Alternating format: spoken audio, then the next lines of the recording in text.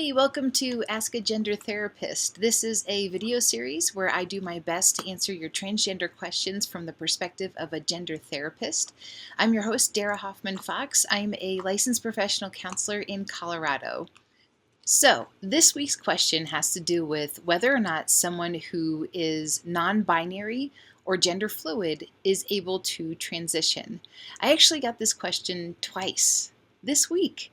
Once from someone in Illinois and once from someone in the United Kingdom. How cool is that? I'm going to read them to you. First one says, "Hey Dara, I was wondering if you could address non-binary identities in one of your videos. I know I've personally gotten a lot of questions about that from people looking to transition, but being worried that they won't be allowed to since they aren't F to M or M to F. I'd love to hear your thoughts on the matter." That's from Brandon in Illinois. The other question is from Luke in the United Kingdom, and Luke asked, "I wanted to know if you know what kind of precedent there is regarding non-binary, gender fluid, identifying people transitioning. I don't think I want HRT, but I can see myself being a lot happier in my body if I had top surgery, but I have no idea how to go about making that a reality. Thanks for your help." So, my guess is that a lot of you who are watching this video already know what non-binary or gender fluid means because you wouldn't have maybe looked up this video otherwise. However, I do want to pause for a second to cover that terminology for those of you who are watching this who aren't quite sure what those terms mean. First of all, there's lots of definitions out there, and it seems like they are actually changing quite frequently, but the best one I could find for non-binary gender identity is basically it means those who are outside of the male and female binary. So male, female, binary, it's just picture it like this. And then if you're non-binary, that means you're somewhere in here. Now, as for gender fluid, kind of the same thing, but the way I think the difference is that somebody who's non-binary might feel like they fall somewhere in here, and maybe they're comfortable being like right in this place most of the time. Someone who's gender fluid not only is not on the male or female binary like this, but they flow in between here. And for each person, it's different as to how frequently they flow or in what ways that they flow. So I know that's extremely brief, and of course we can get into that more later, but for the sake of time, let me also define M to F and F to M. So that was in Brandon's question. So F to M means female to male, M to F means male to female, and it refers to, in the context of this question, that binary where someone is transitioning from here to here or here to here.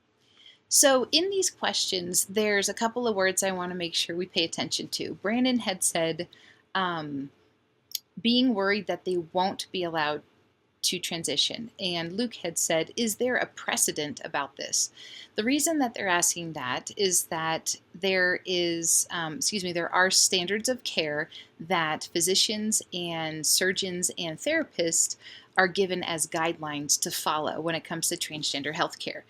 They are put out by the WPATH, which is World Professional Association for Transgender Health, and the standards of care are here, standards of care for the health of transsexual, transgender, and gender nonconforming people. Oh, it's gonna be backwards. Okay, that's all right. Let's see, so whether or not we agree or disagree with the very existence of these standards of care, they are in existence. They are the strong guidelines that we are supposed to follow. So let's get into that because I have some good news for you.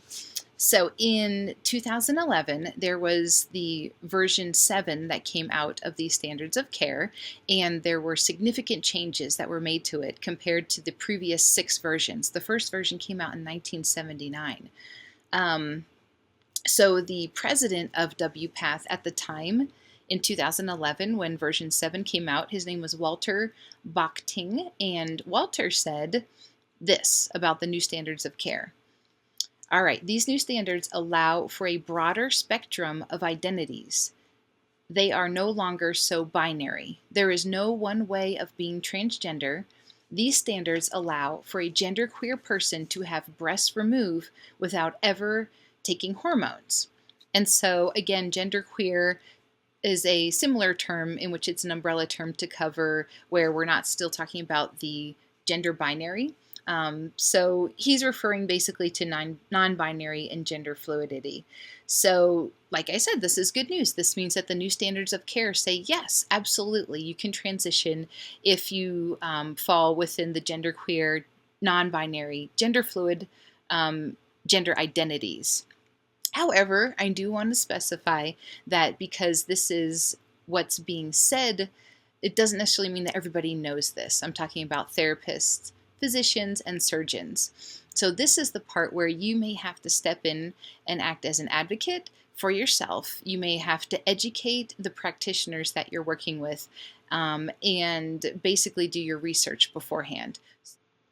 The first question you need to find out is whether or not the physician or surgeon that you would be using requires a letter from a gender therapist, because that could save you a lot of time if it turns out they don't need one. So I would say at this point, chances are they do want a letter, but you might as well find out. So that means contacting the physician that you would use for hormone replacement therapy, find out if they require a letter from a gender therapist. Also contact whichever surgeons you'd be interested in, whether that's for top surgery or for any of the bottom surgeries.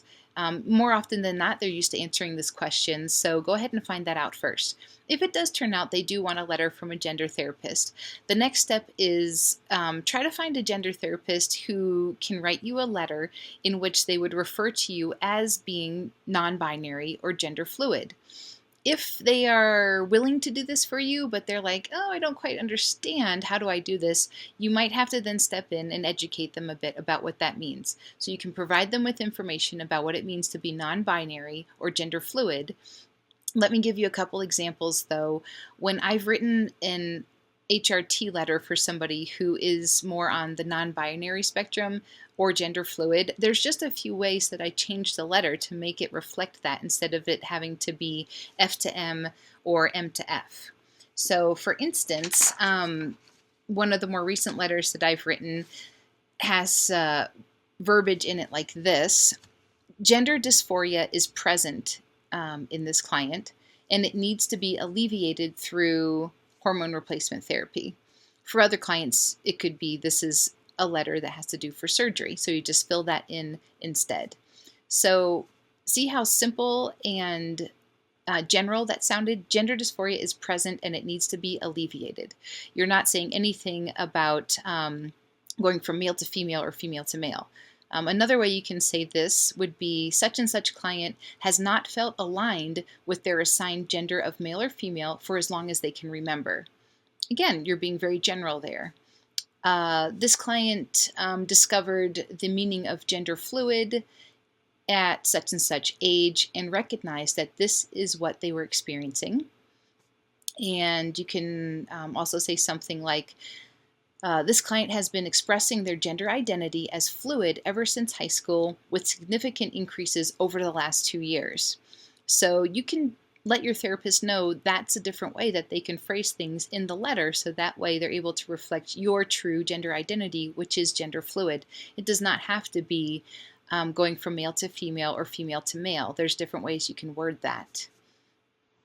So as you continue going through this process, if you have a therapist or a physician or a surgeon who perhaps gives you some resistance about this, go ahead and have those WPATH standards of care ready.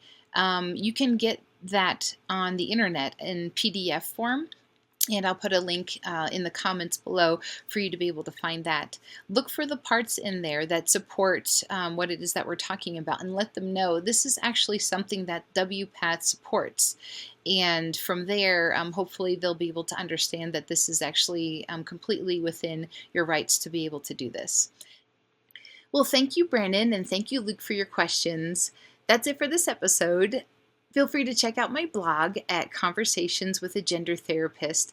And if you have a question you'd like to email to me, send that to darahoffmanfox@gmail.com. I am very happy to be here to help however I can, and I will see you next time.